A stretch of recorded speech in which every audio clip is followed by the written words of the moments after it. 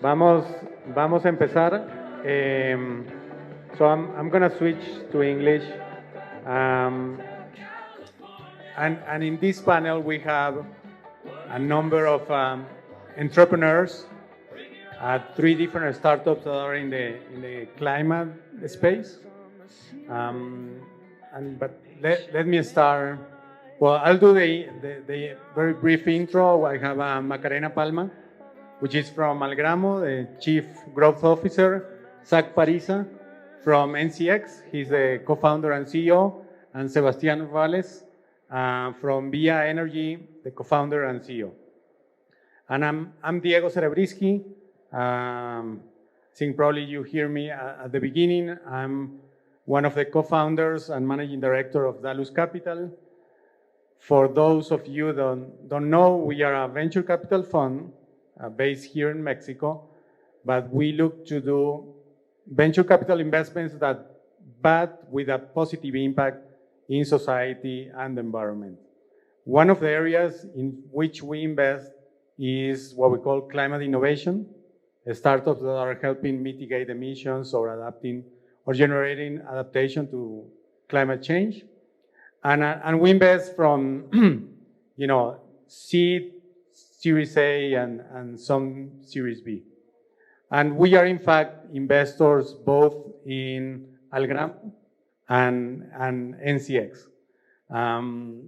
So with that, I introduce myself, and now I would like Macarena, Zack, and Sebastian to do a brief introduction about you, your experience, and what each one of your startups do. Hello? Yes, can you hear me? Perfect. So first of all, thank you so much, Diego and Dalus Capital for this opportunity. I think it's amazing to be here and to be in such a collaborative space, so really appreciate it. So my name is Macarena Palma. I'm Chief Growth Officer of Algramo. I'm a structural engineer from profession, worked in structural engineering projects initially in my life and then converted into business and marketing. So I've been in mass consumption companies in the dairy industry, beverages, beer industry, etc. Then I spent some time in retail, and then finally transitioned into banking. And as of a year and a half, I've been in Algramo. So very excited to be in a startup and being able to contribute with all the past experience that I bring. And do you want to share what Algramo does? Perfect. Yeah, that's the best part. So Algramo is a Chilean startup. We're from Chile. It was born in 2013. And basically what we do, we're a circular system solution. And here I want to refer to Fernando because I love what you said about designing systems versus designing objects. I think we're so used to designing objects. In the case of Algramo, we're a system. And basically the circular system, what it allows us to do is it looks to reduce single-use plastic in everyday products, like, for example, home care products, personal care, beverages, and other categories. And we basically function with three pillars. We have an app, an application. We have smart packaging, or packaging is a wallet. So basically the packaging has value and it tracks all the different refills that you have. And then finally the refill stations. And our invitation is for consumers to consume everyday products, but without single-use plastic. And that's the way we contribute to bettering climate change and facing the climate crisis. Awesome. All right. So Zack Parisa, was mentioned there, CEO of NCX, and background is forestry, so forest ecology, remote sensing, so satellite imagery, stats, and economics. And this was not the plan. I was not going to start a company. I was going to be a forester and actually work with forests to manage them better, to have outcomes like what we heard a lot of people talk about earlier this morning. Greater carbon sequestration, better habitat generation, and really just more resilient places for these communities that are at greatest risk to climate change. And I wound up working in Bolivia, Chile, Brazil, and then the Caucasus, Armenia, Georgia, and all throughout the US, and saw that what was missing in many cases was information to help make trade-off decisions for these landowners, but also the economic means to put all of those benefits of forest on the same economic footing as things like timber and soy. And so I set about working on some research to take satellite imagery and ground measurements and produce really high resolution data about every hectare of forest. Started a company around that idea, sold a lot of data to a lot of companies, always with this idea that we would eventually get to the point where there would be the demand for products that aren't extractive, products like carbon credits, products like habitat creation, water yield, fire risk reduction. And it took longer than I expected, but we got here. And we mapped, we worked with Microsoft to map every single acre of forest. We opened up a market where super simple. We measure a landowner or community's forest. We assess the likelihood that they would cut it down in a 1-year period.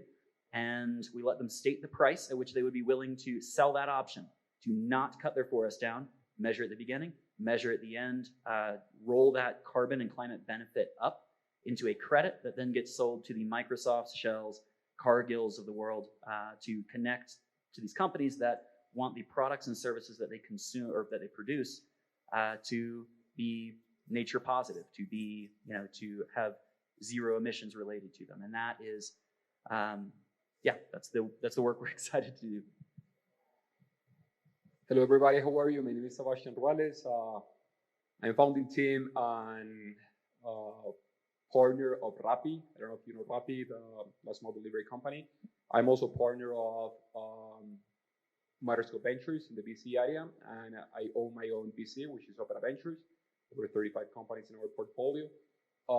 And now I'm launching one of these Rappi Mafia companies, specifically in the energy sector. And the way we're going to be building this is by doing what we know best, which is building technology and basing our product in a consumer-centric way. And the whole thing that we understood about VIA Energy is that there's a lot going on in the climate tech sector. There's a lot going on in the energy sector, especially in the energy generation part of the business. But there's a lot, pretty broken in the consumer part of the business. The consumers are feeling pretty like slaves for the consumer of their energy providers. You don't have enough information. You don't have ways to actually make any decisions. You basically feel that you receive a physical paper every single month saying that you were supposed to consume X amount of kilowatts per hour, and that's it. You should pay, shut up, or otherwise I will cut your energy.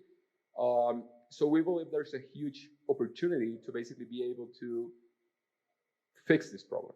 And the problem will be fixed through this, in the initial part of the business, smart metering infrastructure, where we'll basically, through technology, be able to analyze every single device that consumes every single kilowatts between the S&P at the household. So this way, through the technology, we'll be able to build a platform where the user will be able to have insights, analytics, every single information about the consumer of the energy. And also we'll be able to provide, of course, cheaper, not only smarter, but cheaper energy by doing this process and behaving as a e-retailer for the business.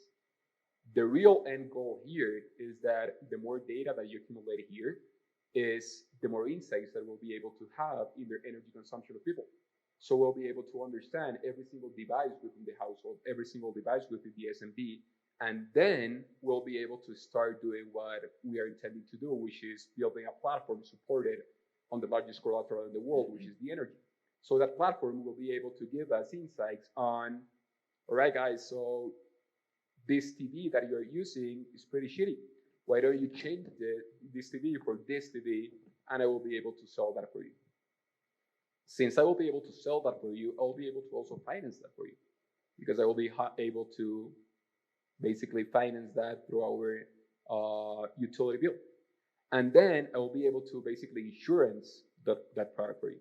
So the whole idea here is building a platform supported on one of the biggest, Trojan horses, which is giving the user pretty good awareness on their energy and giving them the possibility to make decisions on their energy, but then building a whole platform supported on this amazing collateral and hopefully building something larger than energy that in the same way, it's going to be helping users to reduce their energy consumption, to efficientize their energy consumption, to reduce CO2 emissions, et cetera, et cetera.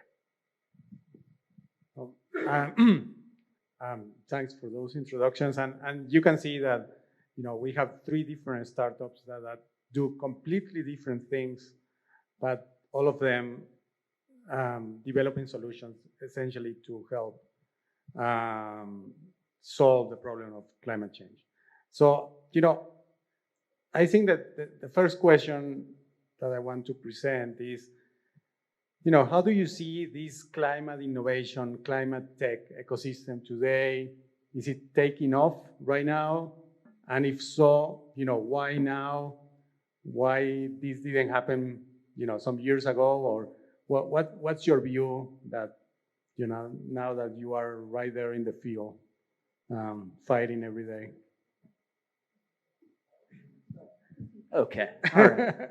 Look, I mean, obviously, there's the we're in a critical moment, right? And this and we can't, everything that we've had the Industrial Revolution on as we start pumping these, CO2 into the atmosphere, it has led us to this point, and we've built this an economy that is totally dependent on petrochemicals for it to operate. Everything that we everything around us right now was at first either grown or mined. Everything that we ate today, and nearly all of that, I'd submit to you, is connected to those emissions. And so there's just the moment and the science that we now have around that moment, but there's also the change of guard in who has purchasing power globally, and that is a younger generation, a generation that perhaps has greater visibility on what some of these issues are, and they see these things playing out, and they are looking for something that is perhaps different. But that is contrasted with an older generation that still in many places, in many ways, maintains political power. And so there's this tension, I think, that exists, and that we'll probably wind up talking about more about what role international, national, regional, local governments play, and what role business plays right now. And so this is, what I, at least for us, when we start working with a lot of these companies, many of the things that are driving their decisions to change their behavior, some of that is in the clientele that they're trying to sell to. Some of that is in the employees that they're trying to hire and retain. That the best talent wants to work for the best companies. They want to work for companies that they believe in, because that matters in some places to some people. And but the number of places and people that matters to is growing and has been growing over the last decade. And so that's my start, and I'll pass it to you. One comment, I'm trying to create controversy here, but the science of climate change, we know that from 20 or 30 years ago. So what you're saying is this is a question of new generations that are opening their eyes to something that we already knew and decided to influence change. Yeah. Yes, you're right about the science. But what wasn't so there was the science, but what was not existent 20 years ago was the reinsurance agencies in the world, Munich Re, Swiss Re, were not writing up risk of climate. They weren't writing up risk of biodiversity loss. They are now, and those are incorporated into premiums that people are paying. A lot of people in this room, I was inspired by a lot of the pitches, a lot of the things that I heard this morning. It makes me, the stuff that I'm working on is really the ambulance ride to the hospital. What I'm working on won't solve the problem. But it is going to create time and space for us to solve that problem. Work with these natural systems, work with these communities that are at risk. And so it's great to see all of these innovations coming together. But really, you're right, we did have the science. What we didn't have was the financial will. And I'm not saying political will, I'm saying financial will. Announcement, the reason that this isn't 2007, and I was excited about this in 2007 and 8, and then hopes dashed. The reason that I believe in this now is because you wind up with institutions like BlackRock, Vanguard.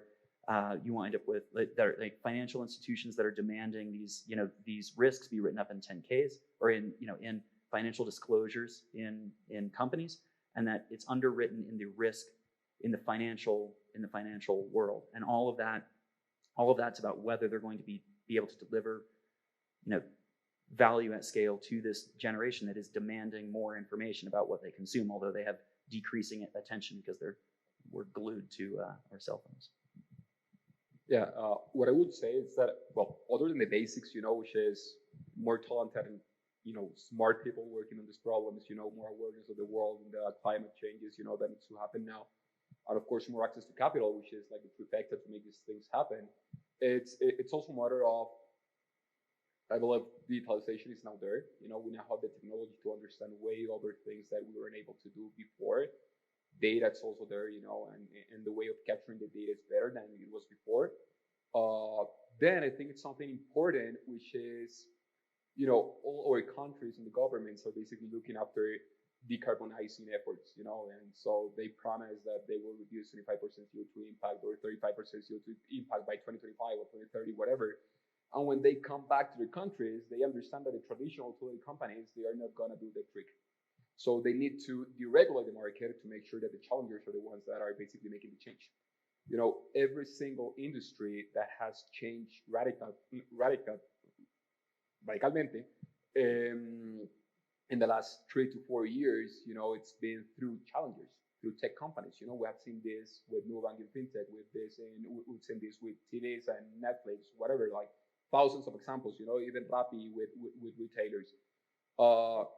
The energy sector is the only sector that hasn't had challengers like this before, because they are not using technology yet, and because the traditional companies don't have any kind of incentives to make sure that these guys are now more empowered with the use of their energy, so they reduce their energy.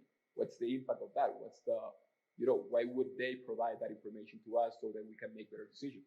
So this needs to happen through challengers, and the governments are understanding this, so they are deregulating this. And since they are deregulating this, they are now giving us more benefits. I actually have tax cuts, and benefits, which is amazing. This needs to happen furthermore, but it's amazing what's happening. And the other part is, of course, decentralization, and it's, of course, governments as well, understanding that this needs to be something that is not centralized anymore. That is not just 3 or 4 companies, that have been doing this their whole lives, that have more incentives in their generating and transmission part of the business instead of the commercial part of the business and the consumer part of the business. So once you have like this vision, once you have this trifecta, more access to capital, more talented people, and more awareness, and you decide proactively that you're going to build a company based on solving the consumer and putting the consumer in the center, which is something that hasn't been happening in the energy so far, then, beautiful things will be happening in the energy sector. And this is something that is moving super fast. I think you both said it very clear. That I think I would just add that there's a greater sense of urgency as well. The whole fact that we have more information, the access to more data, et cetera, makes it even more urgent. I think the challengers as well. Companies like Algramo, companies like the ones you have as well, it's basically challenging the status quo of current companies. Obviously makes things move faster, as well as regulation. I think in the case of Algramo, I don't know, we can see examples of France where that they have a law that by 2030, 20% of the floor space of the retail store has to be plastic free. So if you don't jump on the wagon right now, you'll be faced like in a couple of years' time that you don't have the right products or you don't have the right mix to be able to face these new regulations as well. And especially in the case, I think Algramo and NCX, you are B2B companies. At the end, you're selling to corporations. What's your experience with them? More than just regulation are you seeing a different mindset, how they see the world, and willingness to work with startups like you guys? I think that the timing is perfect because of all the factors we've just explained. But in our case, we're working, and I remember when I think it was Lucia that said, you didn't want to work with the big corporations, and Algramo, it was the same thing. And Gote, our founder, said, I'm never going to work with large retail stores. I'm never going to work with, a big company, one of the big companies. And at the end, he realized that if we don't work with those companies, we're not going to generate the impact, and we're not going to generate the change that is necessary with the urgency that we have today. So we're working alongside large companies like Unilever, like Nescafe. We're working on a project now with Coca-Cola. And I think perhaps the only thing I could say, we found great teams, like Agile Cells, working with different methodologies. We're really impressed with the work they're doing. But we would love there to be a greater pressure for small pilots to scale up quickly. I mean, we cannot be, opening one store pilot, waiting an entire year to see what the results are, and then deciding if we're going to scale up to 2 or 3 more stores. If there's one thing I could wish for, is for that greater sense of urgency and for that greater sense of scaling up globally quicker. Yeah, really, really well put. I would just add, for us, as we're engaging with many of these large corporations, they're trying to figure this out. I mean, the writing's on the wall about the direction that this goes, and so that's when when we see people making commitments. By 2030 we'll do this. By 2040, here's where we're going to be. This commitment, which is amazing, I hadn't heard of in France about plastics and floor space. Awesome, right? But that sets the tone, and then that clarifies that there is a solution for these companies. There is some profitable future if they can begin working on these, like working on this exploratory stuff. They can engage then with startups. They can explore what that may mean for them. And so for us it's been a really great reception. I mean, for many of these proactive companies, if they can see it as I think what they had seen, was a no-win solution. On day one, you're a petrochemical company. It's just, okay, well then this is a no-win solution. All I can do is fight. But, and so when you see these, it's Exxon, Shell, they all have their renewable portfolios as well. And that's from acquiring many of the early, some of the early energy startups, and incorporating that into their work. And so it's a big boat to turn, right? They have these massive supply chains, massive, but the engagement has been exploratory. When you set targets like 2030, that clarifies what they're working towards and makes it easier to sort of engage and demonstrate iterative success with them. So that's. And you again trying to be controversial, and I don't know if you can. With all of you, do you think that these large corporates, the leadership is already convinced that they need to do these things, or is more the expected pressure of investors, shareholders, clients down the road? They're not convinced. No, they're not. No, I mean, some of them are. Like, Exxon was hostily, they had a hostile investor that forced 2 new or 3 new people onto their board, and those, like, one of those people is like one of those 3 are like their investor in CX, and so I get sort of like the play-by-play on this. It sounds wild. Like it is a fight within these organizations. Microsoft, their commitment, like their net zero commitment, started out as a memo that one person wrote in that company. That person got elevated to be the chief environmental officer, and that person fights on a regular basis to win mind share within that company. But at a Microsoft, it's much easier, because at a Microsoft, they are fighting to retain the best talent. They want to, maybe somebody could get paid more at Netflix or maybe at Facebook. But a lot of the compensation for many of these employees today in, Gen Z, millennials, not to like package people up, but that people care where they work, and they care about the mission in many cases. Look at many of us here. There are lots of things, like brilliant people, lots of things you could have done. And here we are talking about climate. It's not the easiest thing. This is a fight. And so, yeah, like Microsoft wants to be relevant and the attractive place to work. And so that's fine. But most of these places, we're all pushing. All of us in here are pushing. Many of us are like mission driven. There has to be a pull. And many of these organizations, if they don't see a profit motive, if you're not going to make them more money, or if you're not going to save them more money, then get out of the room.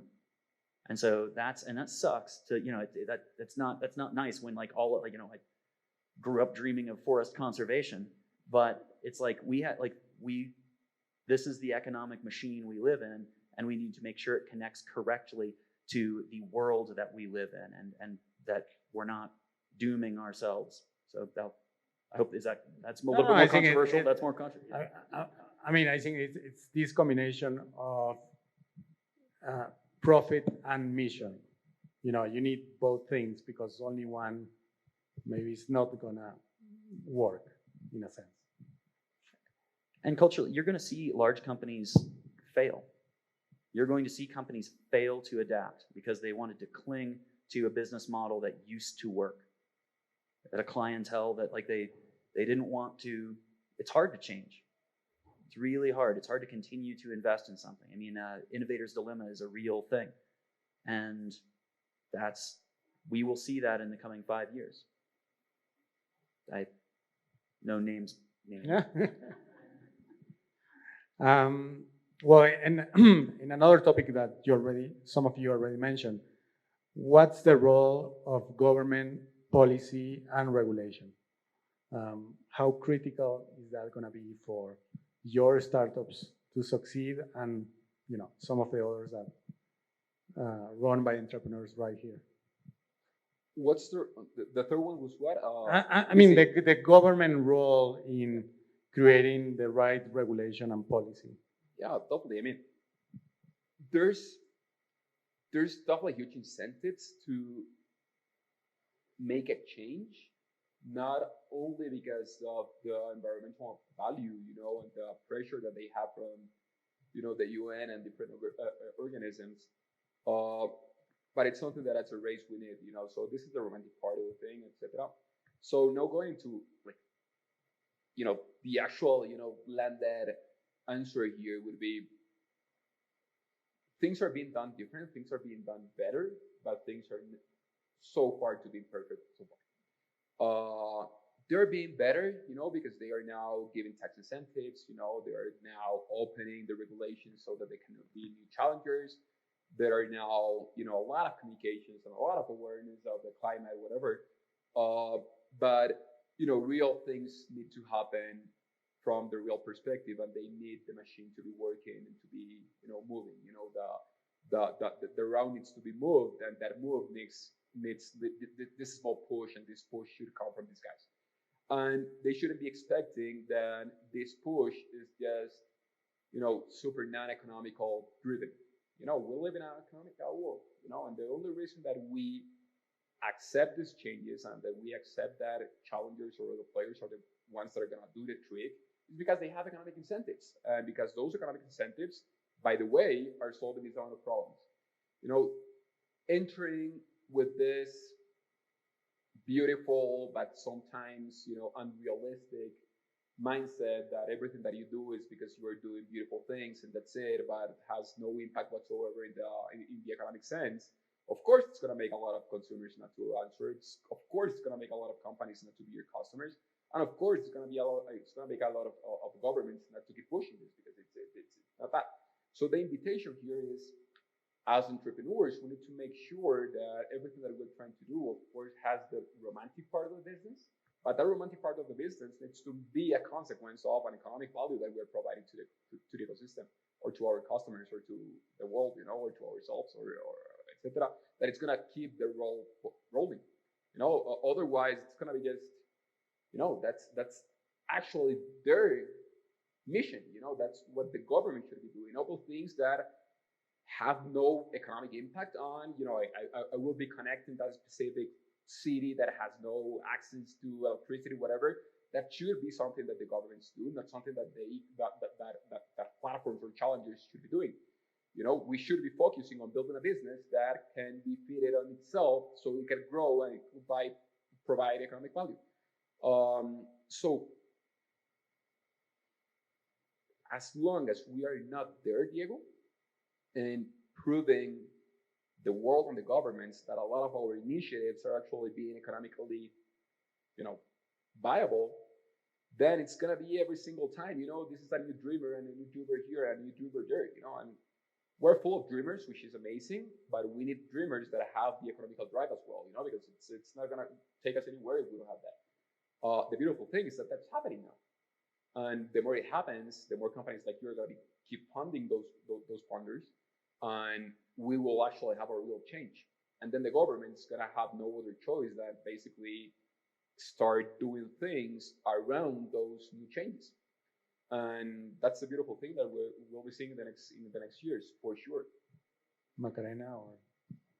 I just want to comment. Yeah, I mean, the government has its role. It has its role in policy making, etc. But I just wanted to share an example of what we've done in Chile with government.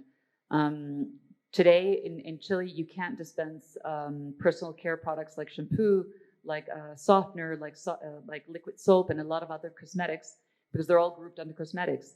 And of course, the government is worried about other initiatives, etc. And when we saw the opportunity, because we're working with Unilever in Chile, so we're dispensing, detergent, softener, and other home care products. But of course, it's a tremendous opportunity. If you go to anybody's washroom, you can find, I don't know, different kinds of shampoos, different kinds of conditioners, creams, etc. Soaps. And so what we did was, let's collect the information, because we know that, like personal care products can be dispensed in other countries in bulk. So we started finding out the information, like this is how they do it in Canada, this is how they do it in the States, this is how it's been done in France. And basically we grouped together with different organizations and we prepared a campaign just to make awareness of this and to be able to take to the government, to the Ministry of Environmental Affairs, and also the Ministerio de Salud, the Health Ministry as well, and presented them with the project and said, look, the decree that we have today is old, because in 2000 or 9 or whatever the year it was, there wasn't any technology and there wasn't any solutions like what we're doing today in Algramo. And these are all the cases, and this is the way it's working in France, and it's the way it's working. So basically today we have a ministry that's reviewing what we sent them, what we collaborated with them, and hoping to change that decree, which would allow dispensation of personal products in Chile.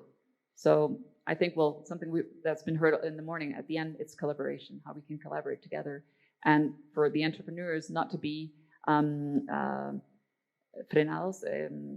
not to feel that because there's a regulation that exists that we can't challenge it as well. Well, part of the job is helping change those regulations. Yeah. Now, changing to a different subject, probably the last 4 or 5 years, there has been a boom in general entrepreneurial startup ecosystem.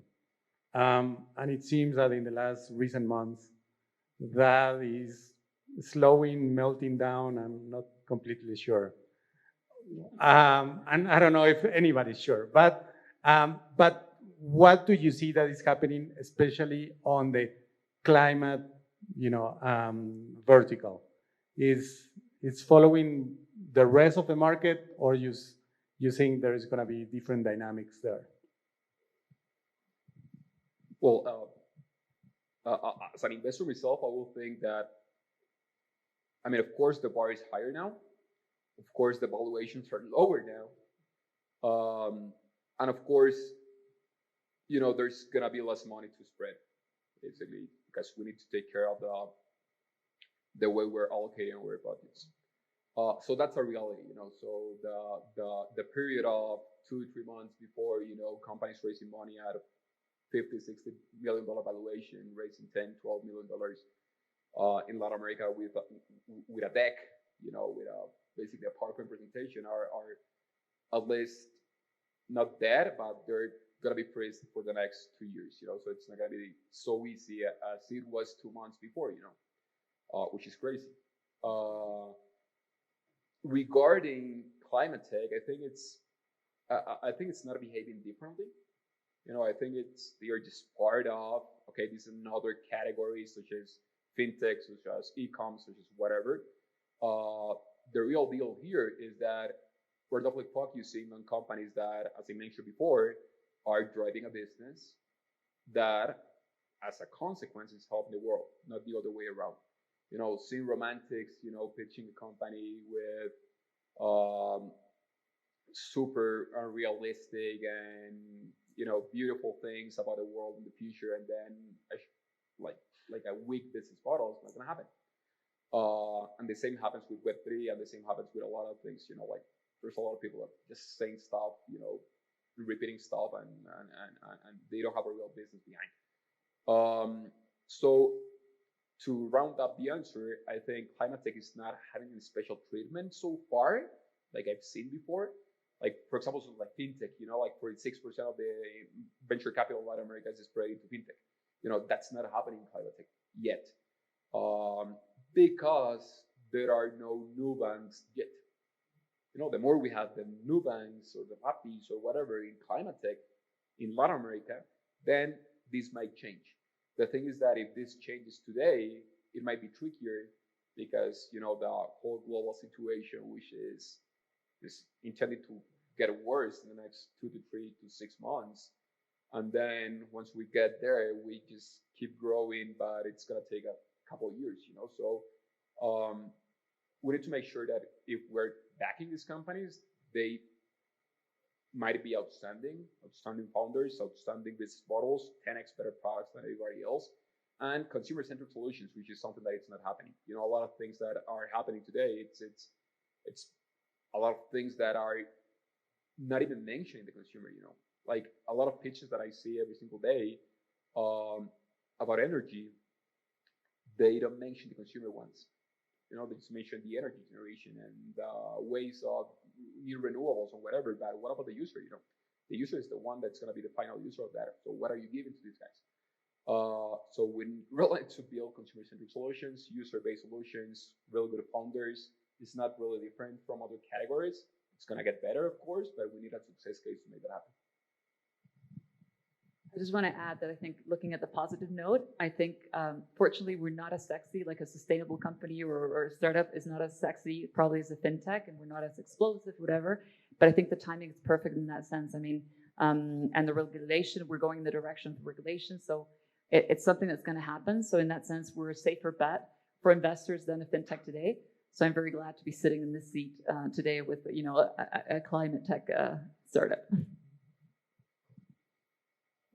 Yeah, no, it's going to be a tough 18 months funding for everybody in the funding environment. But, what happened in the run-up to this, the last 18 months, is there was a lot of, there were a lot of funds that came together around climate. There was a lot of strategic investment into those funds from these businesses that need to understand how they're going to be making this transition.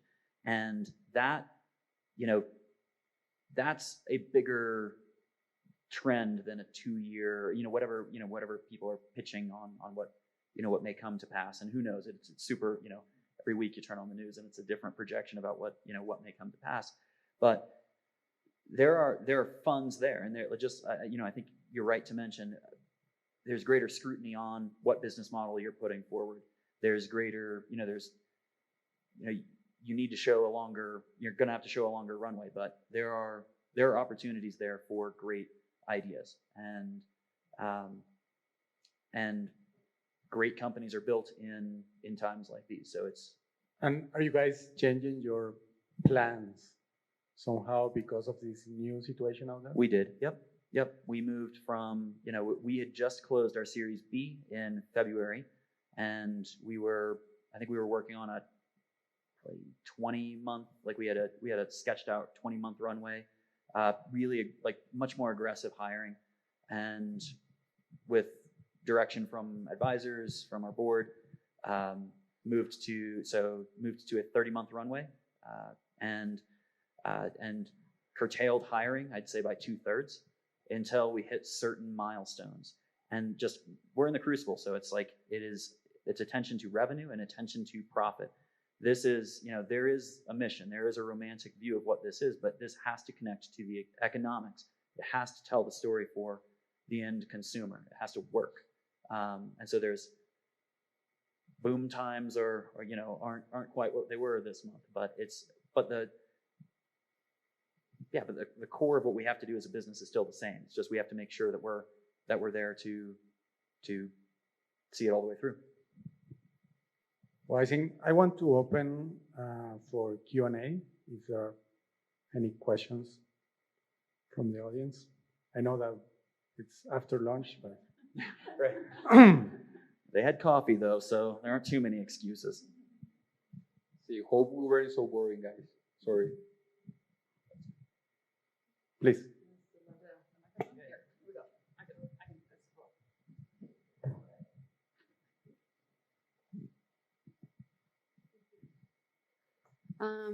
Thank you very much. So kind of thinking about the current situation and where we're at, do you think a lot of companies are maybe cutting down on their budgets for climate and sustainability and maybe R&D because maybe they don't prioritize this?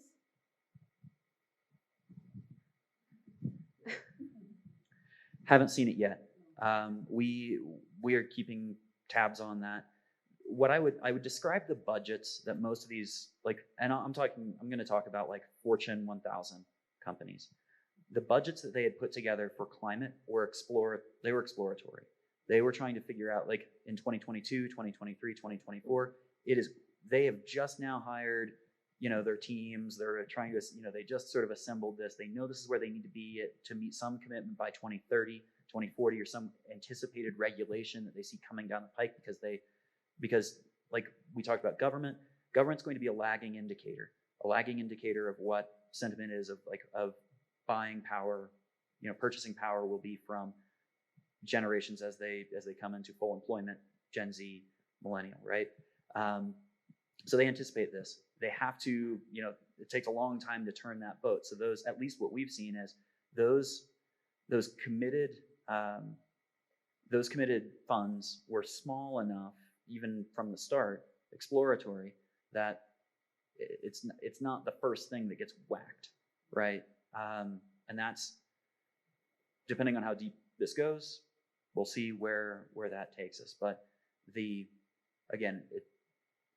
goal is 8 years out, let's say, for many of these companies. And so they don't want to fail to invest and like miss the big ride 5 years down the road because they were short-sighted 2 years in on what was really just a penance of an exploratory budget anyway, which that little budget is great for us, right? It's allowing us to be that missing middle, like the government bookending, the primary research that underpins a lot of the energy, a lot of us for like the Earth observation work.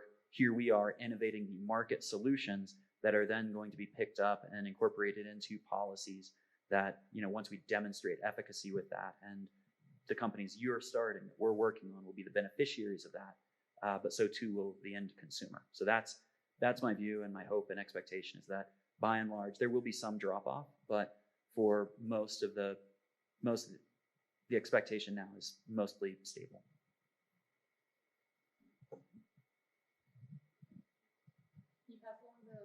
Yeah.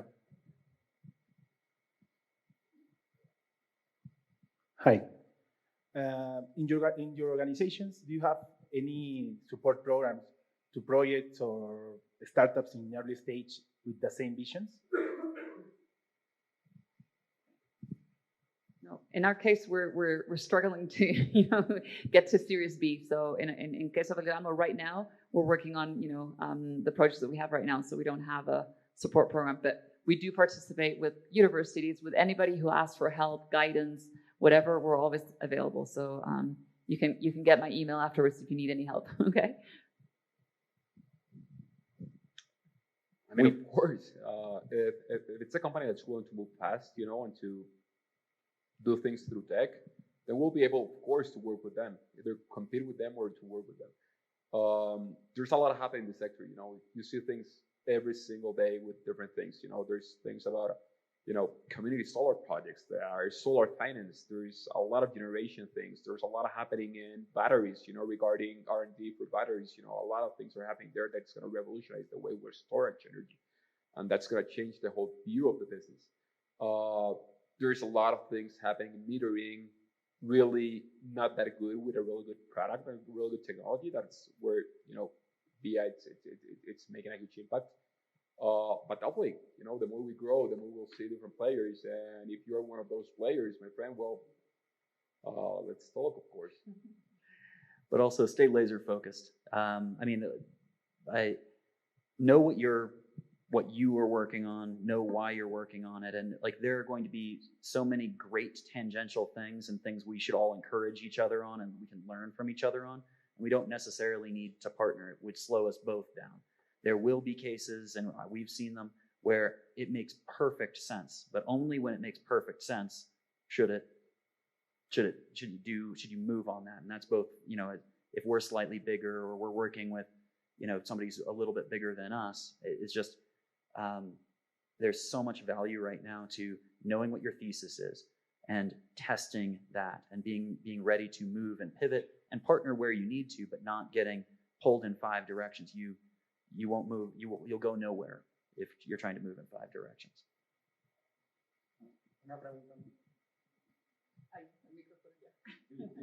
Hello, thank you. So how do you feel about entrepreneurs investing on entrepreneurs? I feel great about it. I like, so the thing is, like, some of the best investors we have they had started their own company. They have the best advice. They know they have the best questions. They have the hardest critique, the stuff that makes you grow. That what I just told you about the focus, that wasn't my idea. That was beaten into me by previous, prior entrepreneurs that fought the hard fights, and some won, some lost. No, I think it's beautiful. That like the whole idea why we created Opera Ventures, it's because 5 founding team members of Rappi were, we had some resources and we just get together to help companies. And the way these companies basically see us, it's someone that has been doing the work before. So we can definitely cut corners, we can definitely point you in the right direction. We can definitely give you better access to capital. And they feel someone that has been there, in the past. It's beautiful. It's like the best way to receive advice is from someone that actually did the advice, not someone that it's been doing that in an Excel, thousands of theories of how businesses should run. It's something that actually build a business. And I think the more we grow, the more it's gonna happen that. And when you see the more successful companies, they usually come from this, wrongly called mafias. It's really good quality in the States when you say PayPal mafia and everybody's super fan. Of course, in Latin America, it's pretty tricky to call it that way. But the best companies, a lot of those best companies are coming from, these larger companies because they know the struggle, they have been there, they know how to build businesses, they know how to blitz scale, and they are pretty well connected between them. So a lot of the things that we're doing with VIA is we have an amazing networks advantage. We have Rappi, Fruana, Chipper, Muncher, Tool, whatever, and we work with them. They are partners of ours. They are our customers, actually. So the more we grow, then the more we will be able to backfit these guys, and then these guys will be, investing in their companies, and those companies are going to be working with us, etc. So that's the way, like, it's a beautiful flywheel, basically. Last question, brief, please. Last question, and we're gonna do a double question actually. Andres here from NG Factory. No, according to PitchBook, I believe there were about 50 funds closed last year in climate tech. Yet, as you mentioned, in LATAM we have maybe a handful, including funds like Dalus. Just wondering, what's your overall message to the regional VC community? And second question. Thank you. I was wondering if you can give us a bit of your own opinion about ESG metric, and you as being startups, how relevant it is, and also what strategies can startups implement in order to catch up with ESG metric and, of course, ESG indexes that big corporations have been able to adopt.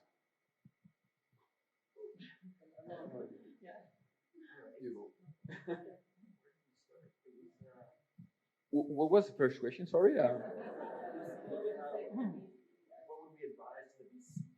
Yeah. Is that right? Yeah. Latin American. Yeah. Oh man. What do we advise to the VC community? Given the context of. We are recording these. Yeah. I pass.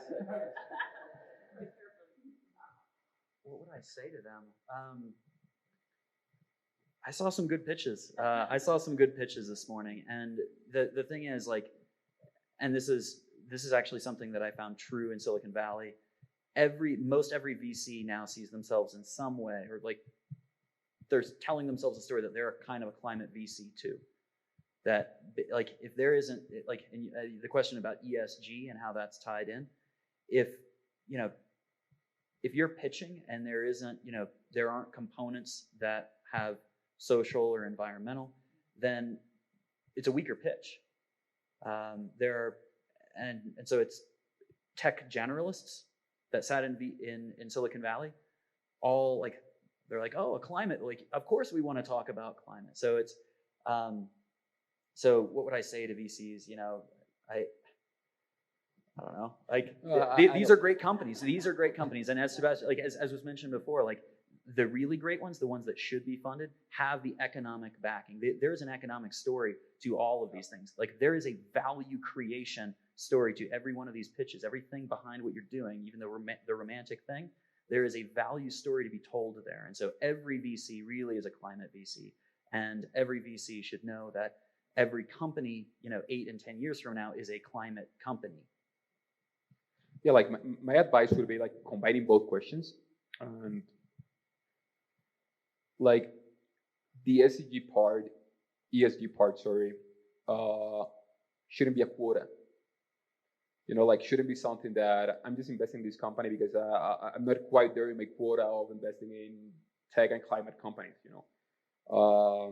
There should be conviction. Yeah, I mean, if the company is not there and you're not in the quota, then the company shouldn't be, raising money because they are just not there. So if ESG becomes so big that it's like a mandatory statement for the companies to be investing in companies because they are just say that they are climate tech or whatever, it's a huge mistake because we'll be just giving cash to a lot of companies that in 2-3 years are not going to be anywhere, and then they are going to be affecting the whole ecosystem back again. So the whole thing and the whole suggestion would be, if there's no conviction, don't take a hard look on a quota because of an ESG company, and push further in consumer-centric solutions in tech. It never gets solved for me.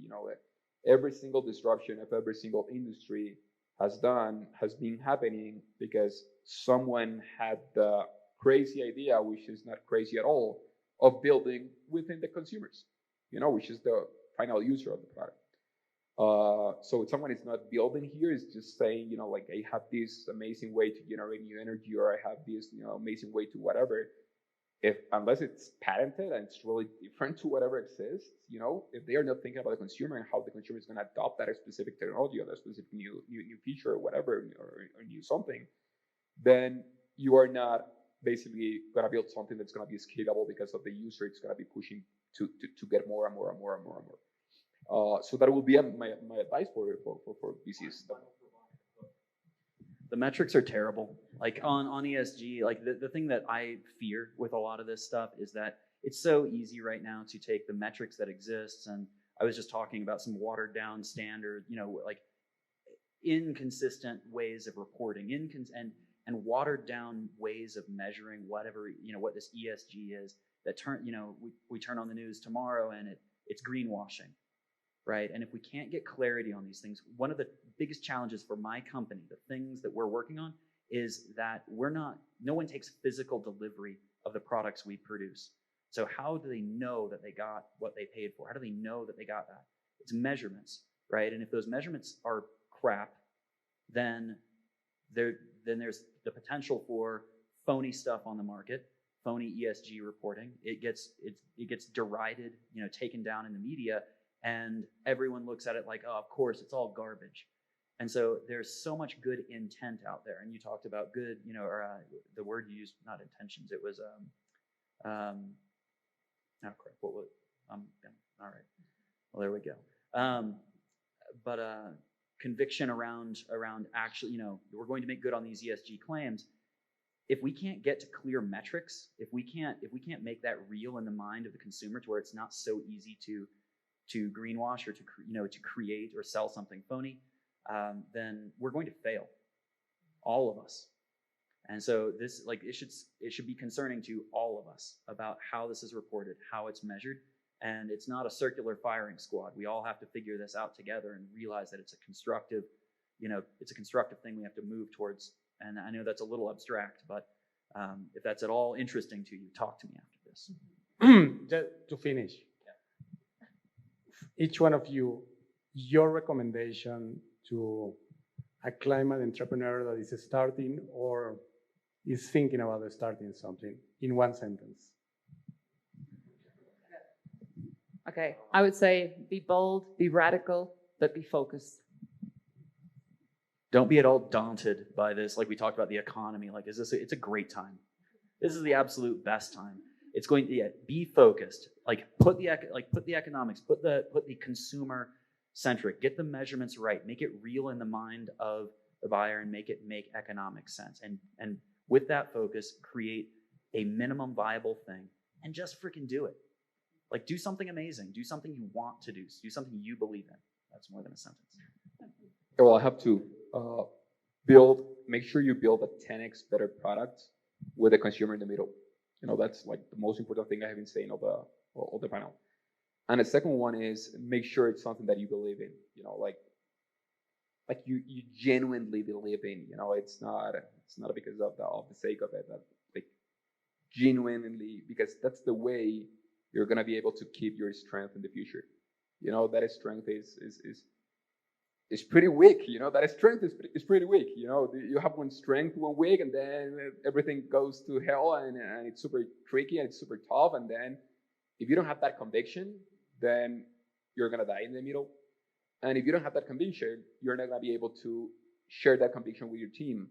So your team's gonna be, like misguided and seeing the objective of what you're building. Well, fascinating conversation. Thank you to the three of you. An applause.